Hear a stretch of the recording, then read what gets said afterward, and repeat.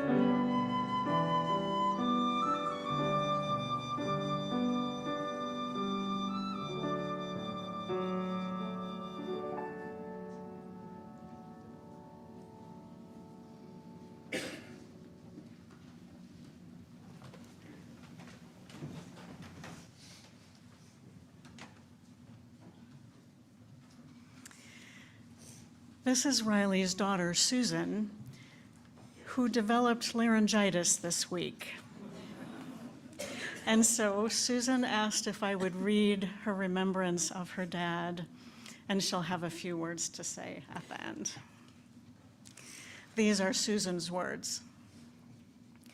My dad, John Riley McLaughlin, Riley, turned 80 years old on May 17th, 2024, after living a life full of curiosity, music, and contemplation. There is no way I will be able to cover everything that everyone would feel was important about my dad. I include myself in this. Every time I think I said a story of my dad's life, I think of more things, important things. This is an impossible task, but I am going to do my best. Let me tell you a bit about my dad. I think the best way to do this is to start with a story. When I was about 8 or 9 years old, living on Carmel Avenue in Los Altos, my dad loaded me in the car and drove me around the neighborhood. He stopped the car and he asked me, "What do you see?" And he waited for me to answer to his satisfaction. A tree, a house, a fire hydrant, a bush, a blue reflector in the road. We moved on. He stopped again. What do you see? A phone pole, a fire hydrant, a tree, a blue reflector in the road. He probably stopped 8 times before I connected that every time there was a fire hydrant, there was a blue reflector that had been installed in the road. Once I made the connection, we went back home. I want to point out a couple things about this story. The first being that this was an excellent illustration of the dad he was. Now, this is a story about me, but this is true for all of his kids. He spent real time with us, dedicated, honest, interested time. The second was his undying love for curiosity and wonder for even something as mundane as a blue reflector in the road showing where the fire hydrant was placed. He was really damned excited about it.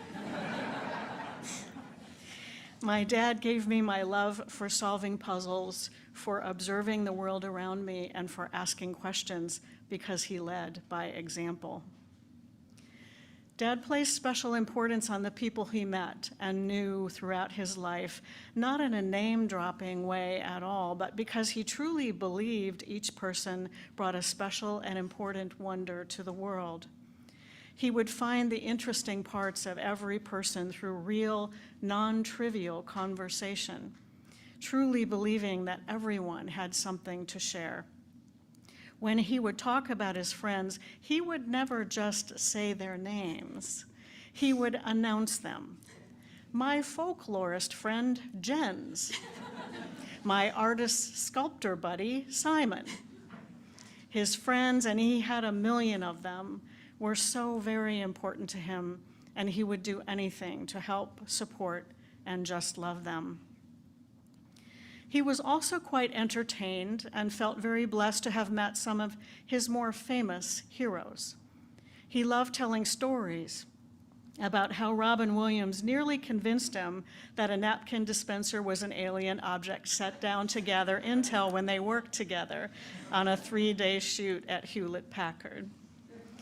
Dad has claimed that Jerry Garcia was the cause of his hearing loss when he was tasked with hand-delivering an invoice for a guitar at one of his shows, or when he sent a check to jazz great Charles Mingus for the Mingus at Monterey album, which Mingus didn't cash for a really long time.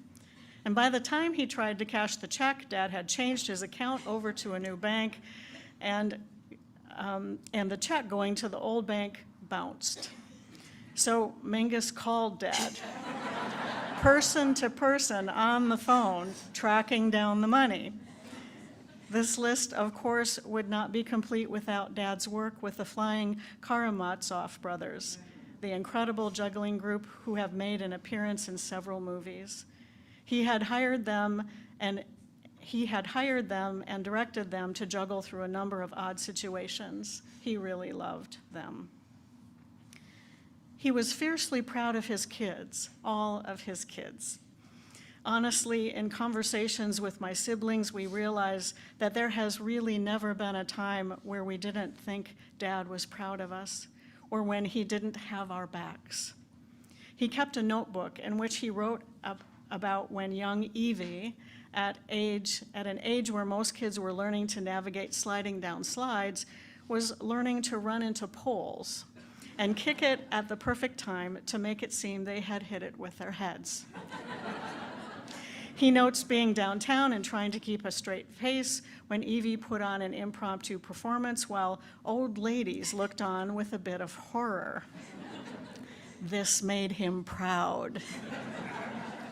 He was in awe of Patrick's intelligence. I recall a conversation with him when he told me Patrick had described something as the calculus of the situation, and he asked me what I thought he meant by that. He just loved it so much, that description. That made him proud. He kept pictures of my oldest brother Dave all over the house, along with old newspaper articles about him. Dave is a recognized cyclist and skier. Dave, who was his bonus child, inherited from my mom's first marriage. This made him proud. I found out that when I published my first scientific paper, he carried it around with him for a week, showing it to anyone who would look. And this paper was titled, now bear with me here, Exchange Capability of Cationic Silver 4x4 Bifrendine Materials for Potential Water Remediation, Structure Stability, and Anion Exchange Properties. Not exactly general interest reading. This made him proud. Of course, if he felt that way about his kids, you can imagine what he thought about his grandkids. Mira, Francis, Dylan, Dashiell, he was just amazed by them. They would frequently receive cards made by Dad, their granddad, with pictures of birds, scenes of Olympia and other interesting creatures, and handwritten, thoughtful notes inside, always in his thoughts. Dad loved nature and had a particular love for birds. Great blue herons and owls held special honor for him, although he still always made sure there was food outside of his kitchen window so that he could watch the more run-of-the-mill birds stop by for a snack while he watched them as he washed dishes. Many of these visitors made their way onto the cards for the grandkids. Dad was a newspaper man, a composer, a veteran, a director, a multimedia producer, a photographer, a cutting-edge tech guy, an artist, and of course, a musician. Everyone in this room can, I'm sure, agree that Dad was a musical genius. Dad played the French horn, the piano, the guitar, the electric bass, the banjo, the Irish whistle, the Alien pipes, kind of. And when he became enamored with the band Back Porch Swing and wanted to join the band, they told him he needed a bass player, to which his response was that he always wanted to learn to play the stand-up bass, and added that to his repertoire. My mom recalls him working on a composition for an event where he worked in silence, hearing all the music in his head, frantically writing down all the pieces and parts. Me and my siblings have watched him through the years, peaceful at the piano, playing whatever was in his head or picking up the guitar to sing us to sleep. Our house was always filled with music. Something that a lot of people don't know about my dad was that he had imposter syndrome. He thought one day people would find out he was not the musician people thought he was. I mention this for one reason. If anyone in the room struggles with imposter syndrome, I want you to think of my dad. Embrace what you love and try not to compare yourself to anyone else. Do what you love and let them be your guide. Remember my dad, musical genius, who never really thought he was enough. I will end now with some words that my dad lived by, his affirmations. I choose to be a better chooser. I choose to support my friends with attention and love. I choose to honor and expand my curiosity. I choose to listen to the soundscape and increase my awareness. I choose to search for better ways to do things. This was my dad. Do you want to do the rest?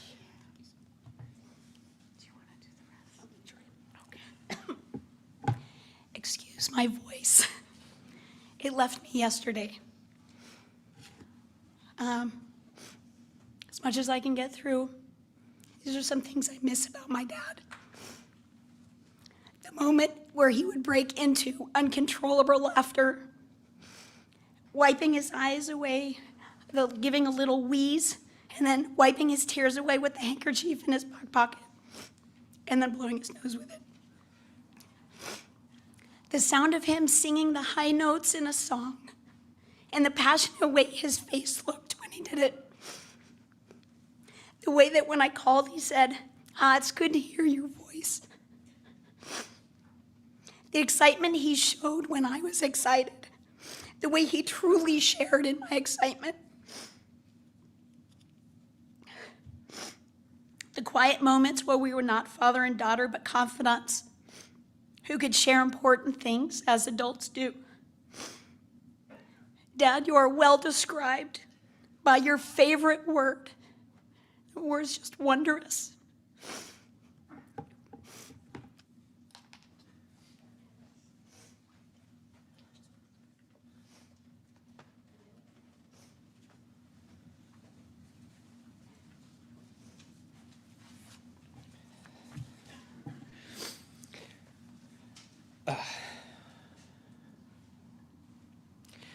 I heard that Maya Angelou said she learned that people will forget what you said, that people will forget what you did, but people will never forget how you made them feel.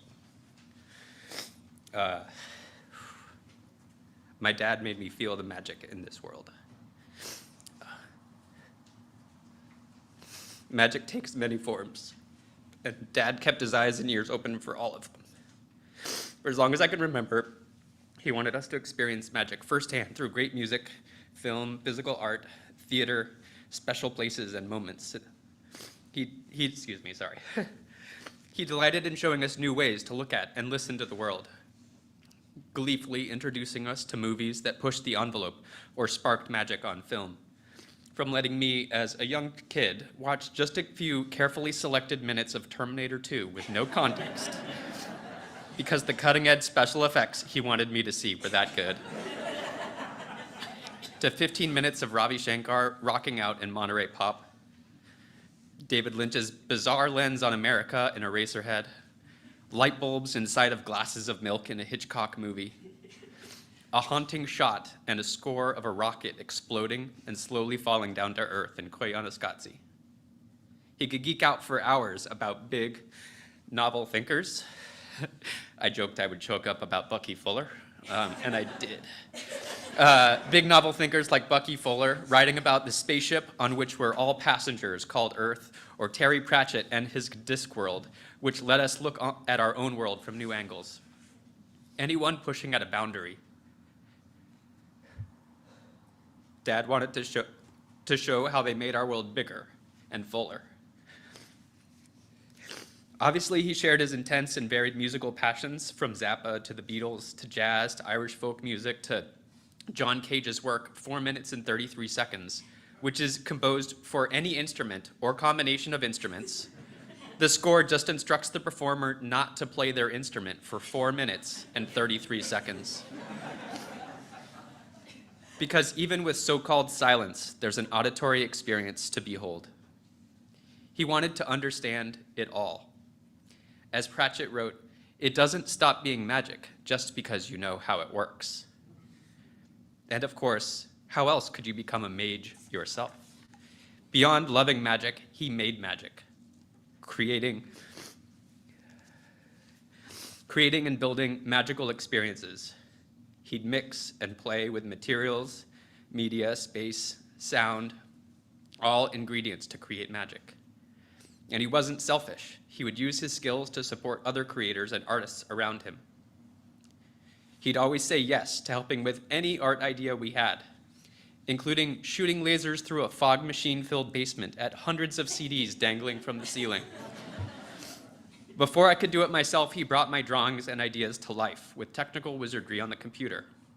He shot and edited films where I played every single player in a baseball game.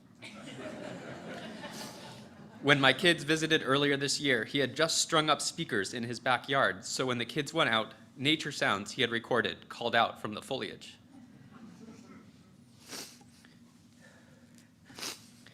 Dad made magic his whole life. For himself, his kids, his grandkids, for his work and the projects he took on in his cherished communities, for anyone around him who would pay attention or needed a little help. He wanted to make sure all of us experienced it. He wanted us all to feel it, to value it. He wanted all of us to know that creation is magic and that everyone is creative.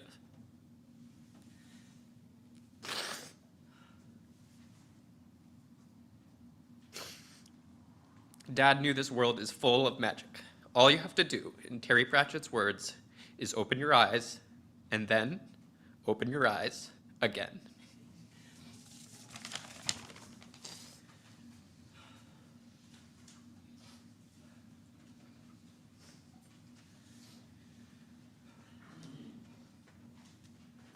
I'm going to keep this trend up of trying to make it through. Make this comfortable for you. Thank you. It's good to see so many people here. To me, it still feels like he's just stepped out, probably to meet with a friend who is dealing with grief themselves, or to go do sound for a charity concert or something. When I think of him, I think of just the permanence of his presence. It's difficult to imagine not being able to call him up, literally, any time of day, to hear his voice, to ask for advice, or just to tell him a cool story about something I saw that day. There was no moment where he would not make time for us. For anyone, for better or for worse, he'd pick up the phone for a friend in the middle of a doctor's visit. I saw him do this a couple months ago, and he would ask if he could call you back. I would always shake my head at this, but I loved him for it. It was that important for him to be present for his community, for his family. And whenever we talked on the phone, he would always say, "It's good to hear your voice." Even his final words to me were, "It's so good to see you." I think at the core of him, Dad was a compassionate teacher and a healer. In a harsh world, he always encouraged us to remember and care for creative works, to appreciate music and sounds, both wild and artificial, to pay attention to the tiniest of birds at the bird feeder, just as much as the majestic herons that he loved to spot. He taught us to cherish and respect the natural world around us. Except for those damn blackberry bushes. He spent the last 25 years fighting those bushes, and I cannot say for sure who won. He taught us about Mary Oliver and Frank Zappa, about jazz legends and folk music and storytellers, about clowns and comedians, old radio shows, and about 900 different musical instruments, each one of which he respected and regarded with awe. He read us the complete works of J.R.R. Tolkien out loud beside the bed, individually voicing each character and carefully repeating pages that I'd missed when I nodded off. As I grew and I changed and I became my own person, he celebrated me for being exactly me, with no hesitation. Only an eagerness and a curiosity to understand and discover the best way to show up. He taught us that simply by the act of creation, no matter the result, means that we have succeeded creatively. Even if maybe we wanted a little bit of constructive criticism. Certainly when it came to sound, music, and film, and production, if you asked for it, he could offer the decades of experience that he had. It fills me with joy to hear story after story of how much he loved his community. And I could never know just how many lives that he touched with his presence, his compassion, and his care. With his whole being, he taught us to be kind, to be interested, to love unreservedly, to learn, to create, and keep creating, and to nurture a childlike sense of wonder and excitement in everything we do. What a beautiful legacy for him to leave behind, and for us to carry forward into the world.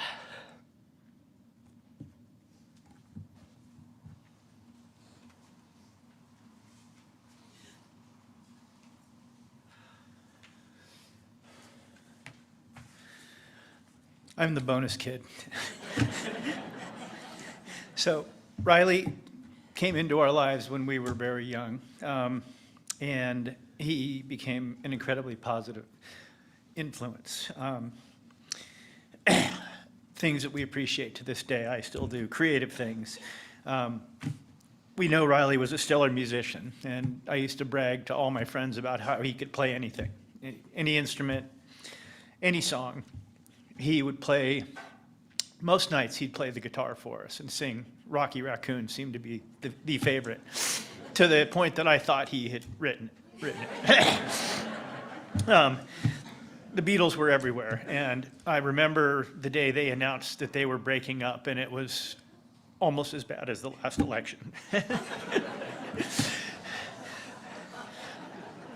Scott Joplin, Piano Rags, the Maple Leaf Rag, Entertainer, Weeping Willow, he played these.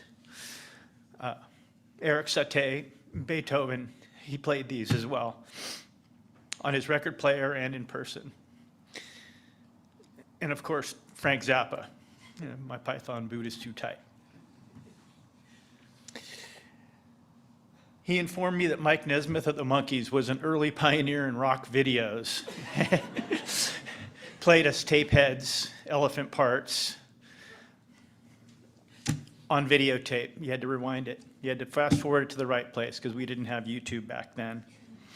And I recall quite a few of the album covers that were floating around the house those days. Sticky Fingers, Crosby, Stills, Nash & Young, Beethoven, Scott Joplin, and the Beatles, Sgt. Pepper, Abbey Road, Let It Be, everywhere. And then Wings, of course, Band on the Run. That was a big one. Music was his life. He took on a big commitment with my mom, 2 young kids, and Riley and my mom were 23 and 25 respectively. That's a big pull to take when you're that young.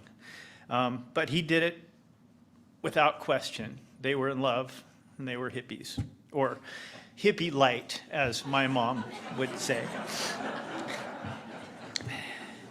They got married in Carmel the way hippies did back then, in black and white photographs, lots of hair.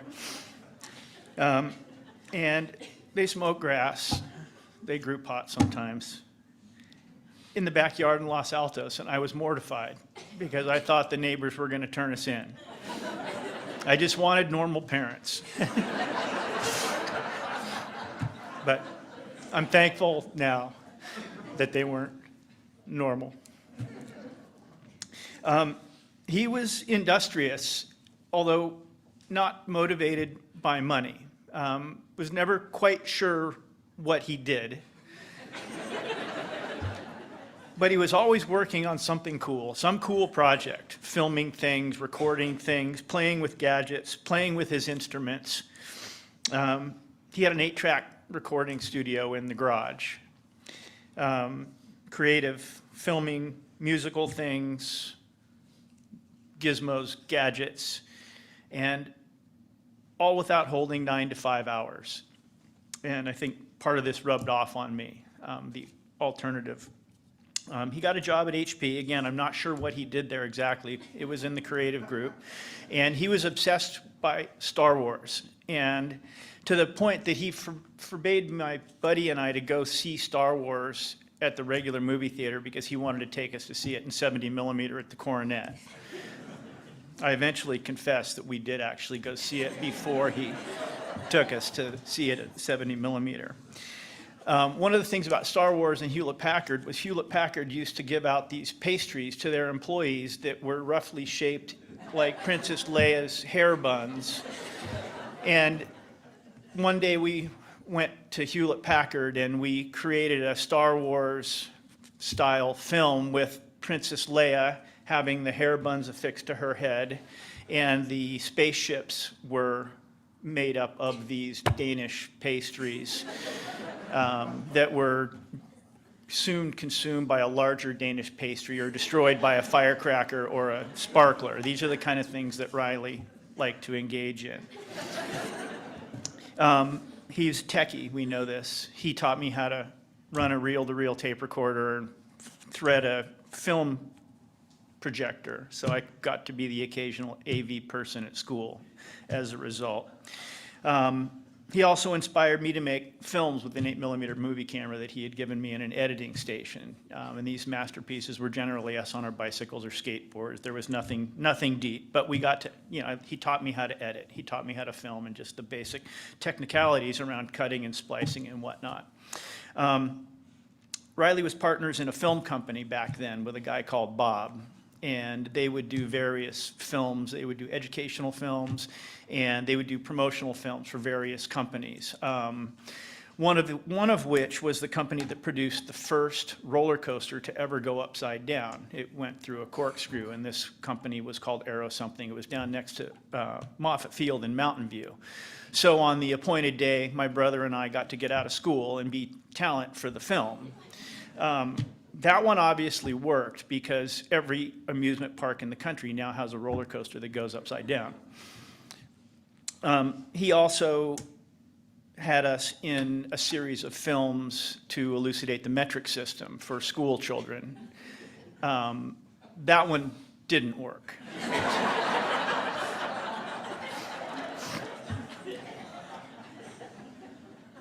So he was, as you can gather from the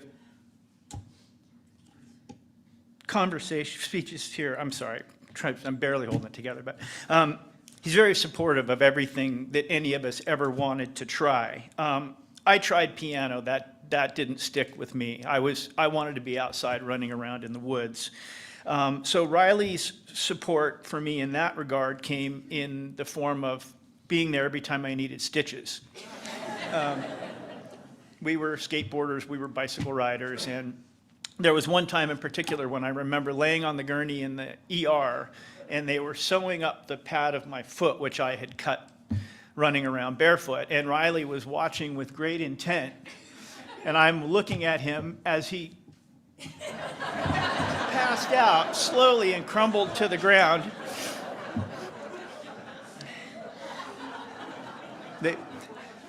They revived him with smelling salts, and that somehow made me feel better about my circumstances.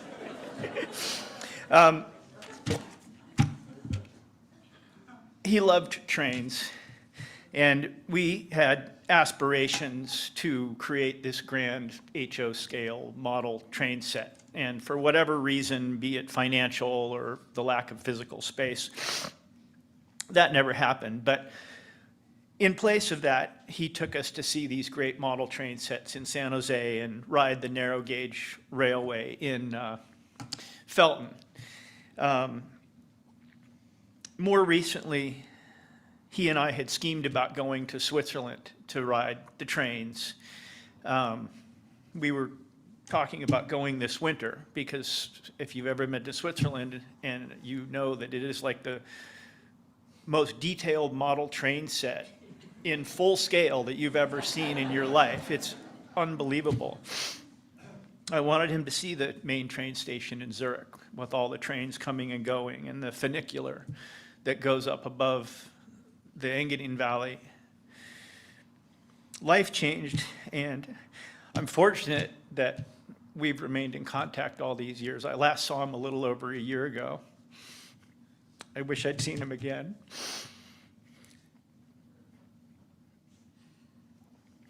And with his passing, we'll never get his final determination on whether VHS is in fact better than beta.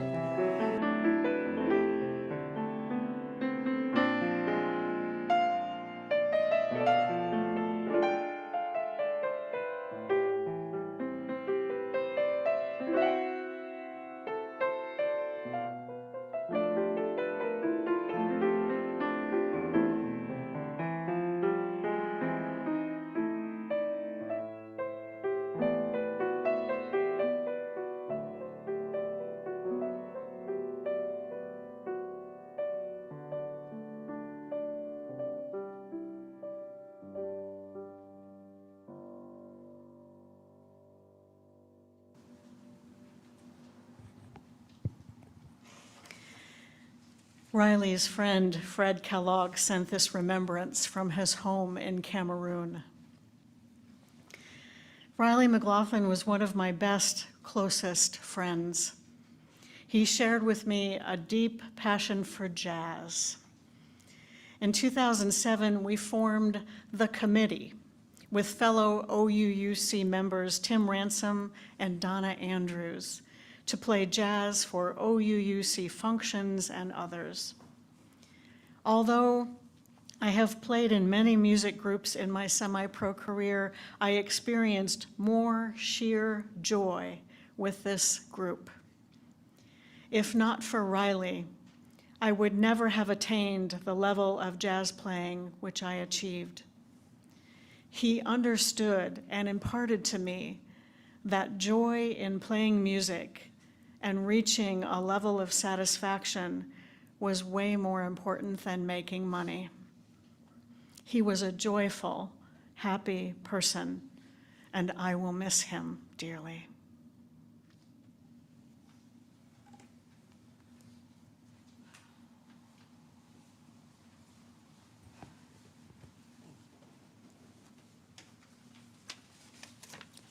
Thank you. Thank you for your stories. These are stories I haven't heard, but I'm not surprised. So thank you all. I'm the youngest sister of four, the youngest of the four. Riley was the oldest, so I had a different perspective from other people. But I just want to tell a little story, a recent story. But actually it starts in 1995 when my three siblings and I inherited a building, a commercial building in the little town of Wallala, California. This was where our mother published a weekly newspaper that she founded in 1969. And so this building housed big printing presses and offices, and they continued to publish the paper every week. Our mother died in 1995, and my brother Steve inherited the newspaper business and continued to publish it until he retired in 2023. And the good news for anybody who cares about weekly local reporting is that the paper continues to live on, is now published by a nonprofit organization down in California. So our mother's paper that she started as the Independent Coast Observer remains independent, all these years. And Riley was part of that story when he was living up there in Wallala and met Mary. He did the great illustrations and helped support that work. So when our mother died in 1995, we inherited the building where the paper had been published, and the nonprofit took the business to a different location, and we were left with a building that the four of us owned. We had rented it out to Steve all those years. So then we had a building, and we decided we needed to sell it, which we were able to do last April. We completed that sale, and then we divided up the proceeds, so each of us got 25% of the proceeds from that sale. And so I'm a bit of a rule follower, so the first thing I did is I found a tax guy, and I started sending money to the IRS. But Riley, on the other hand, had a different vision. And so the first thing he did is he went out and bought outdoor speakers and some kind of magical software so that he could have the sound of crickets in his backyard. That's what Patrick was alluding to. So he created a soundscape as his very first. That's where his mind went. And I think a number of people in this congregation attended a class with Riley that was all about sound in the environment.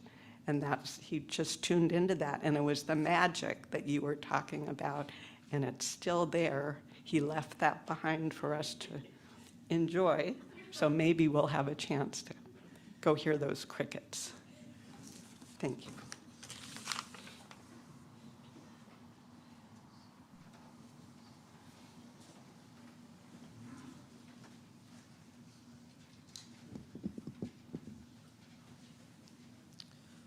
One of the most fun experiences of my life was playing in Back Porch Swing with Riley, Nancy Hanna, Greg Starling, and Neil Woodall. They made me want to practice. And if you know me, that's pretty impressive because I don't like to practice. Besides playing fiddle, Nancy composed many tunes, and Riley helped her compile them into a book that was given out at her memorial earlier this year. This is a tune she wrote for Riley called Waltz for Riley.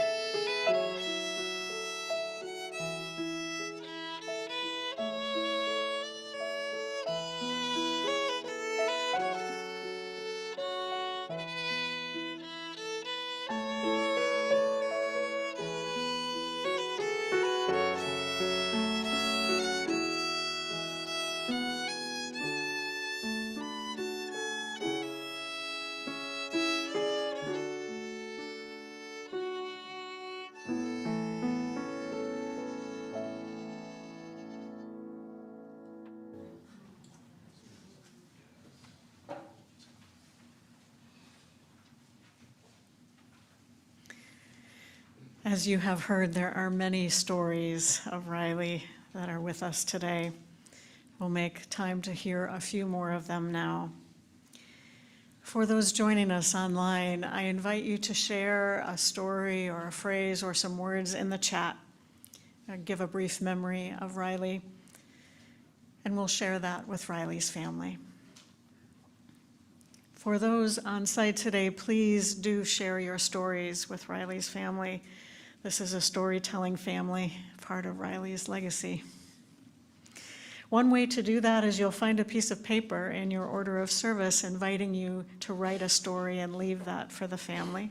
You'll find more paper and a basket in the Commons for Riley's family to read them later. And now, if you have a story that must be told, I invite you to come forward to tell it. Please come to the microphone so that everyone, including those online, can hear you. And if you prefer, raise a hand and I'll bring a microphone to you.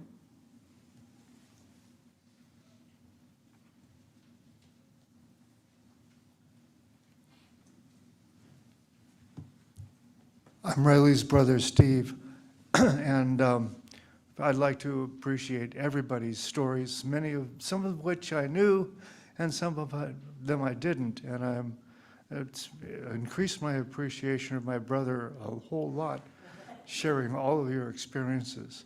I just mainly wanted to say that my big brother, at an early age, my early age, introduced me to jazz and to Mad Magazine, for which I am very much appreciative.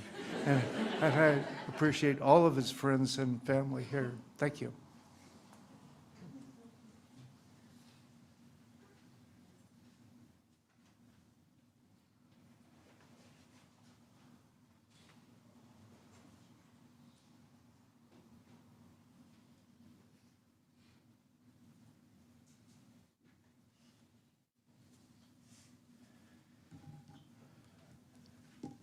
My name is Eric Schlegel, and I was a friend of Riley's, and my wife, Nancy, was the person that wrote that beautiful tune, which I had never heard before.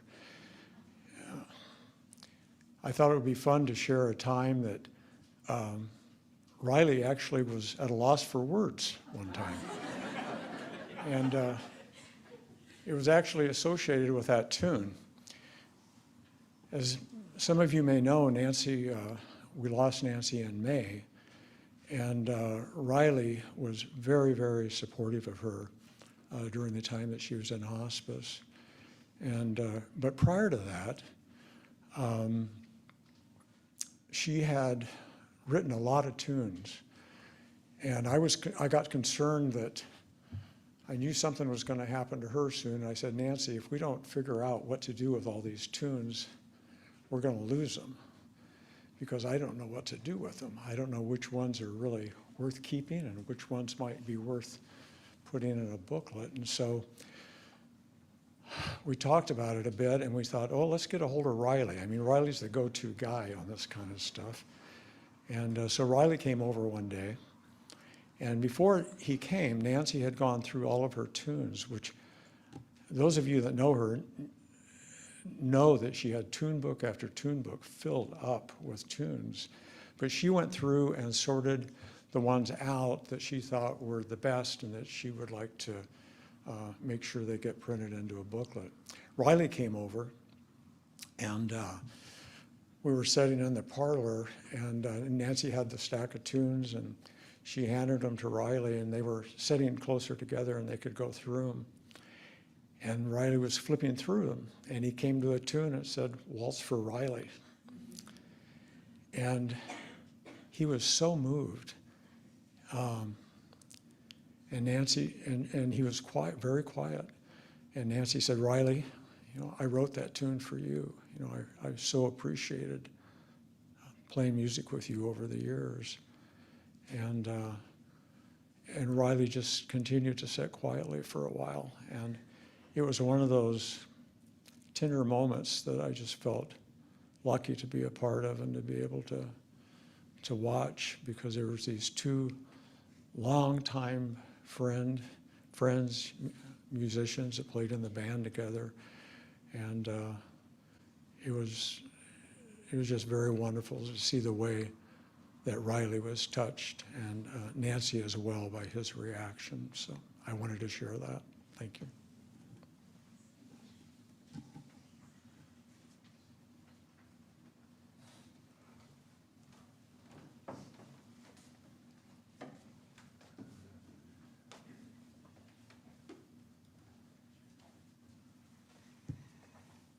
Hi, I'm David Hare, and still in the choir since we came to this church from the old church. And I'm standing before you today remembering an event that has certainly transformed my life. When we came here, our then minister in the old church had wanted to start a choir, and 7 of us had endured and held together until we got here. And we had a then choir leader who was only partly attentive to the things we wanted and needed. And we weren't growing, and we certainly weren't anywhere near what we are today. But the reason I tell you the story is that Riley knew Troy. And one night I remember vividly sitting back there as one of the 7 in a row, and in comes Riley, and 3 or 4 steps behind him comes Troy. And I'll tell you, Troy did not look entertained by this idea.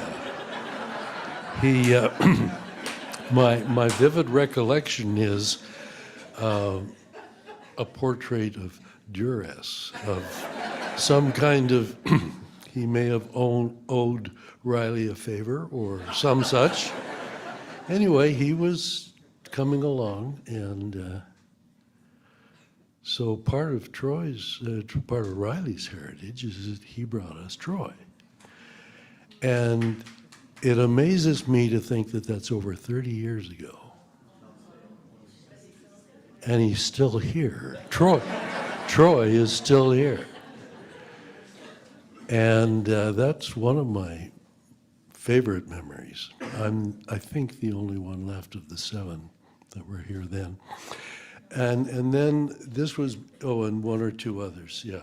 And 2 others, and they're both there. And in the early days, we didn't have many members, and we didn't have a lot of interest in congregants being in the choir. But we had Joe, and we had me, and we had Riley. So we took the 3 seats that you see there, Joe and 2 others, and it was a fascinating time because Riley would give us the notes, and Troy and I would provide, Joe and I would provide the volume. Because for all the music that Riley had in him, he was soft-spoken and sang at a very low level, and so Joy and I would just, boost it. And we held that threesome together all of the 90s and well into this century. It worked like a charm. And I could tell other stories about Riley, but those are my 2 favorites.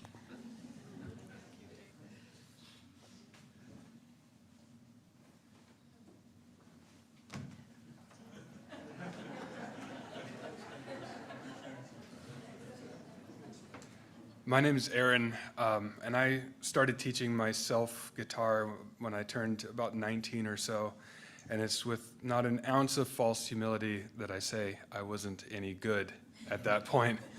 But Riley heard me play some cover or something, and he started hassling me way before I was ready to play the break between the Burn Band's performances. And to play the coffee, books, beans, and brownies thing here. And in the gentlest, most loving way, he prodded me until I got in front of people. And I'm 35 now, and I've been playing guitar ever since. And I have no idea where I would be without that. But one quick story. Very early on in my time with the Burn Band, some buddy was very excited about what we were doing and came and asked me to sing Danny Boy, which is not a song that we did. Not a song I knew how to sing, though I knew for a fact that I couldn't sing it well. There's a high note in there that is well beyond my capacity, even today. And I felt so embarrassed and just like, like I wanted to disappear. And Riley kind of said, I'll play it. And he, out of nowhere, pulled the most gorgeous version of Danny Boy on his low whistle. And when I heard Troy playing that earlier today, it brought all of that back.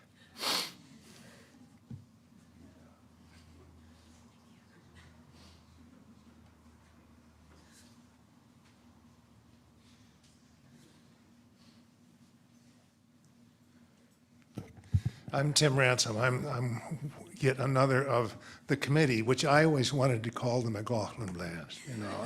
I thought that's what it should be. When we started that band, I hadn't played in a band for 7 years. I was under the impression that I could do something pretty well every 7 years. And of course, I was wrong, but Riley never really let me know. He was so easy to play with. It was something that I'm sure Fred would agree with me on, that he took us both at the level we could play and brought us up, and that was incredible. The only other thing, I've known Riley for most of the 30 years or so that since choir, I stood next to him as well, and eventually, and he was the base of us guys singers, as David said. But one of the most important moments to me was quite recently when Riley showed up in the congregation with a stick.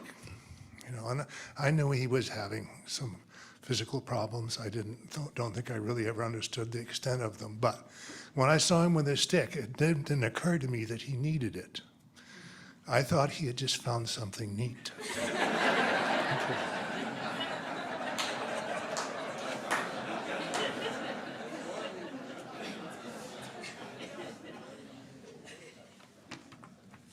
My name is Des. I met Riley 27 years ago when Martha and I joined this church. We soon became easy friends. Riley knew his Irish music, and we would exchange banter about the most obscure names in the Irish music scene. And we keep each other updated on Irish musicians performing in the area.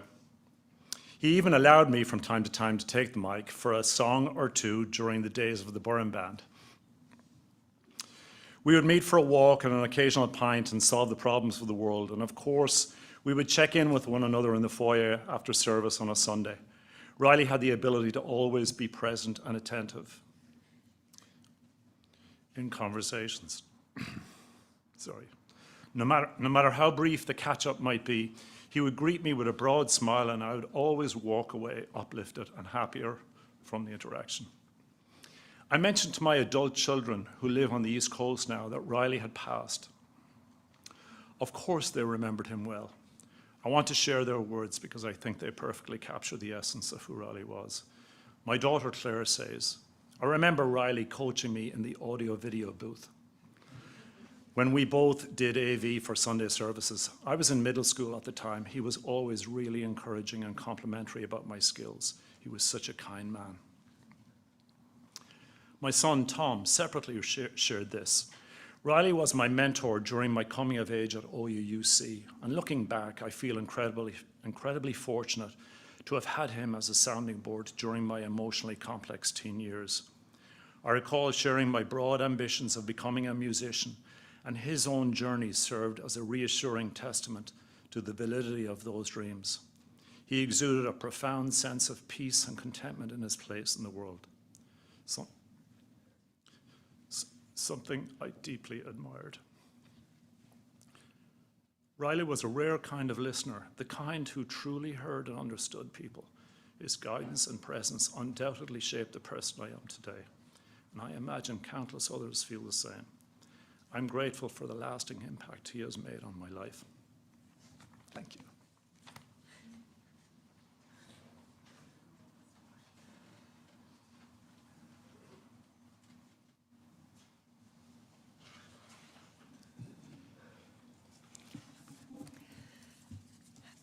My name's Janice Arnold, and this is, you can introduce yourself. My name is Stan Klein, longtime friend of Riley. Right. And we both have some things to say. Janice will go first.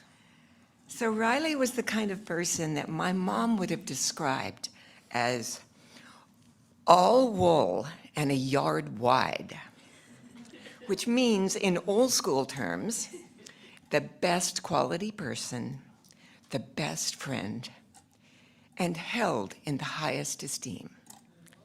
His elfish spirit always felt like emitting light, and he had a heart of gold.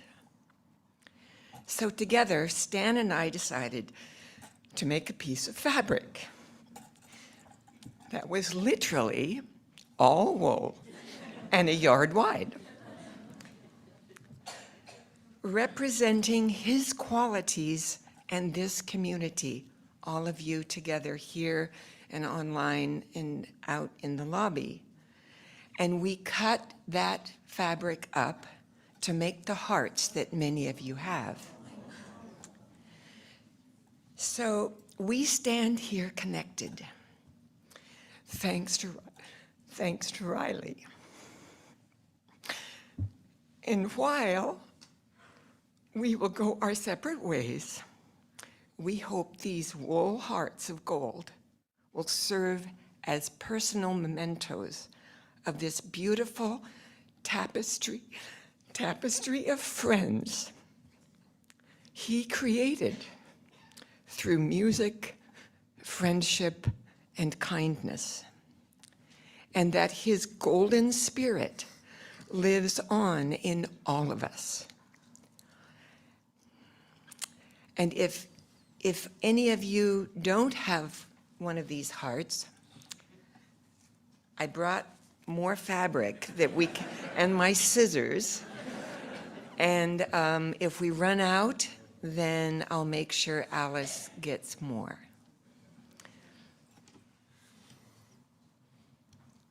Okay, this is going to be very difficult for me. I will tell you at the outset, I have known Riley for many, many years. I met him originally in the late 90s. At that time, I had a company, well, I still do, but was building high-end audio equipment, and that's when the internet was first getting going, and I needed someone to build a website. And Riley and I got together, and we worked on it. We would meet at the San Francisco Bakery on Friday mornings at 9 o'clock, and we worked on it for several weeks. And at the end of that time, we decided that the website was finished, but we needed to continue to meet because we really enjoyed being together. We had a lot in common. I, too, had spent quite a lot of time in Silicon Valley in my younger years. I, too, had worked at Hewlett-Packard, and I, too, loved jazz and all kinds of music. And so we decided to continue to meet, have these Friday meetings, and it became what I thought of as kind of my Riley habit. And it went on until he died. One of the things I loved so much about Riley is that he was always so animated about the things that he would talk about.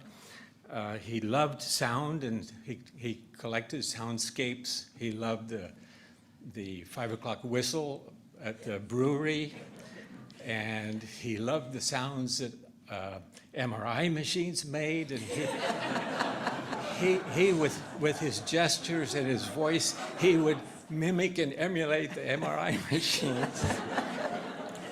It was crazy making. But he had such a good spirit and such a good sense of humor. We would talk about politics and current events and books and movies and pass information back and forth. And we just had really a great time. The thing I remember most about Riley is that his honesty, his integrity, and his wonderful sense of humor. And he had this untrammeled optimism about everything that went on in his life. overall, he was just a really, he was one of these people who had this kind of lightness of being that was infectious. And towards the end, this year, towards the end of this year, he began to have more and more health issues, and he would continuously meet with me. I knew he was struggling, but he made this great effort to always come to our Friday meetings. And on the last Friday that I met with him, obviously he was struggling, and he complained of being dehydrated. He was getting immunotherapy. He had melanoma, and he was being treated with that, with immunotherapy. And he said he didn't like the taste of Gatorade. So I said, well, I know some electrolytes that do taste good, and I'll bring you some. So the next day, on Saturday, I came over to his house, and he came to the door, and I gave him these electrolytes, and bless his dear heart, he wanted to pay me for them. And I said, no, Riley, that's not the way it works. So we stood outside for a while and talked about the beauty of the tree in his front yard, and there were these magnificent mushrooms growing under it. And then we parted ways with our usual, goodbyes, saying, okay, we'll see you next Friday. And then it was, I don't know, Tuesday or Wednesday, I found out that he had passed away. And my initial response was, I guess, disbelief. It didn't make sense to me. I had just seen him in good spirits, and that smile that he has on his face, and I had deep sadness, but it also this sort of strange disbelief. And it reminded me of a poem that I first encountered, oddly enough, when I was probably in 4th or 5th grade. I went to a one-room schoolhouse in southern Iowa, and this poem was posted on the wall. It's a poem, a short poem, one that many of you may already have heard or seen. It's called The Clock of Life, and I would like to read it for you. The clock of life is wound but once, and no one has the power to know just when the hands will stop at late or early hour. To lose one's wealth is sad indeed. To lose one's health is even more. To lose one's soul is such a loss that no one can restore. The present only is our own, so live, love, toil with a will, place no faith in tomorrow, for the clock may then be still. Riley's sudden departure from us reminded me of this, and also the third verse of this poem made me think of our many Friday meetings over the years, and I realized in retrospect that we were living in the present. Each time we got together, it was the precious present that we were experiencing. And Riley's clock, the hands of Riley's clock have stopped, but not the memories, not my memories, and I'm sure not your memories. Toward the end, we had our Friday meetings at the Bread Peddler, and now when I go into the Bread Peddler, I look over at the table where we often sat, and I can see Riley there with his ball-topped walking stick, his coffee cup in front of him, and this smile in his face, eagerly waiting for us to share our hour of being in the present. So that will be my memories for Riley from here on out. Thank you for listening.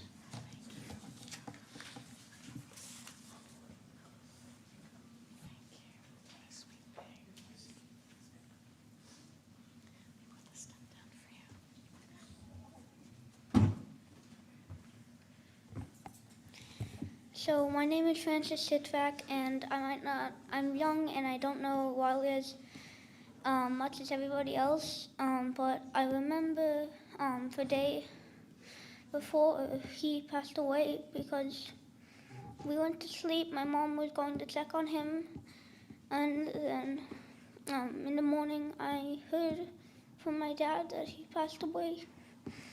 I didn't believe him then. I realized that it was true, and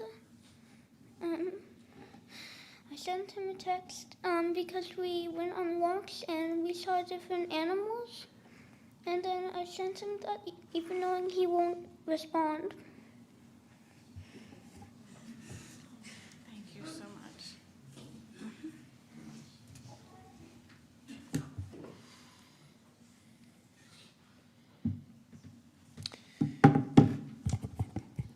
My mother, Susan's mother, wanted us to read this about Riley.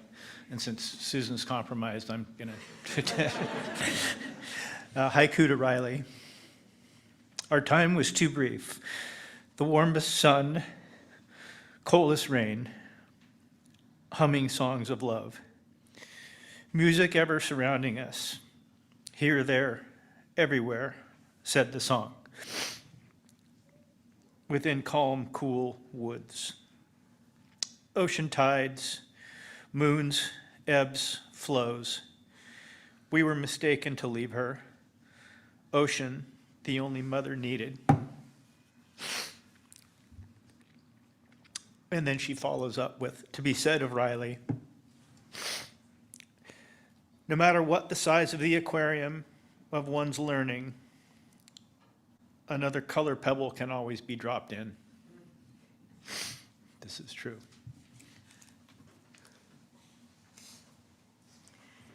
Thank you so much for your remembrances. These are some images from Riley's life, lovingly curated by his daughter, Evie.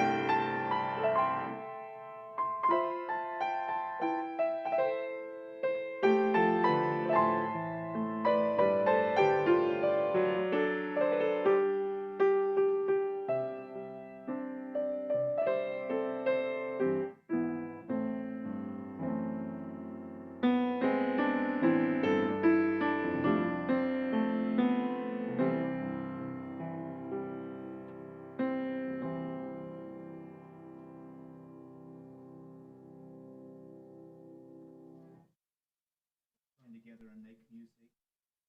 Me and Peter Mayers do both. Lyrics will be projected up on the screen. Maybe we'll stand up and sing together.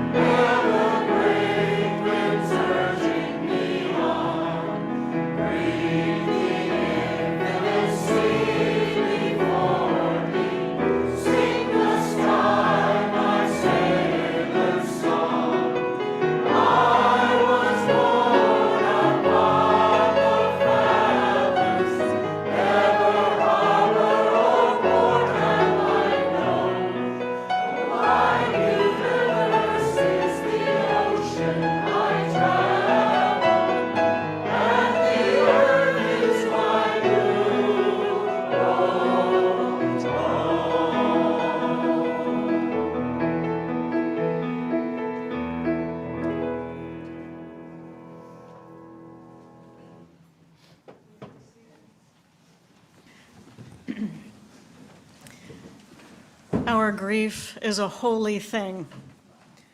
It is proof that another life touched ours in a profound way. It is the mark of love, the mark of connection, and the mark of a life well lived. These are the words of Mary Oliver. Every year, everything I have ever learned in my lifetime leads back to this: the fires and the black river of loss, whose other side is salvation, whose meaning none of us will ever know. To live in this world, you must be able to do three things: to love what is mortal, to hold it against your bones, knowing that your own life depends on it, and when the time comes to let it go, let it go. May we know that we cannot extinguish the light of love that Riley brought into this world. May we see that light reflected in all that we do, knowing that his light shines on through us. Amen. For those online today, thank you so much for joining us. For those on site, you are invited to join the family outside at the columbarium for a committal of Riley's ashes, and then to the commons for refreshments and fellowship, and if you prefer, straight to the commons. Would you please allow the family to exit first? We'll see you at the columbarium.